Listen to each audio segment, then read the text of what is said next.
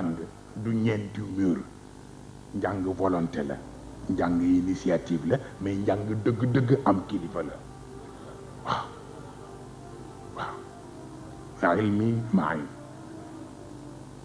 xaysuma yammamtu yatbauni qalbi wi'aun lahu la jawfu sunduqi in kuntu fi lbayti kana alilmu fihi maay aw kuntu fi kana alilmu fi suuqi moom lay wax ma ni gis nga nit dana wax lu garaaw lu nga xam ni waaye rek ku yàlla mayit nga xam ne may na la waaye baatu ma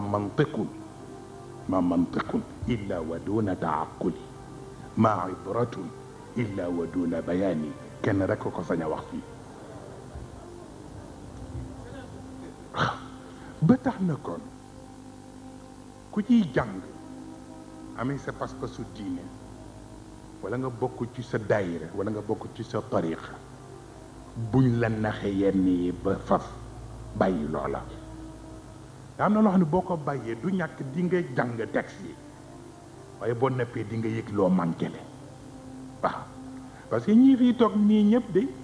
orma fi ne ñu sol yi bolok nii mais ko ci lamb rek diplôme ngi ci poche am wala doctorat am wala licence am mais dañoo xam ni loolu moyen la rek pour dund ci jamono yéen ñii ñëpp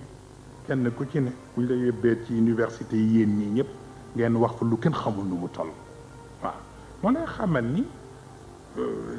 li góor gi naan c'est plus qu'un enseignement mais c'est de la haute science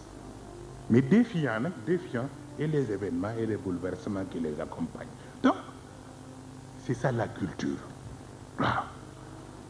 loolu moo war a nekk déjà seen fondement ba noppi bu ko defee nag leneen lu ñëw rek dafay tax mu gën baax waaw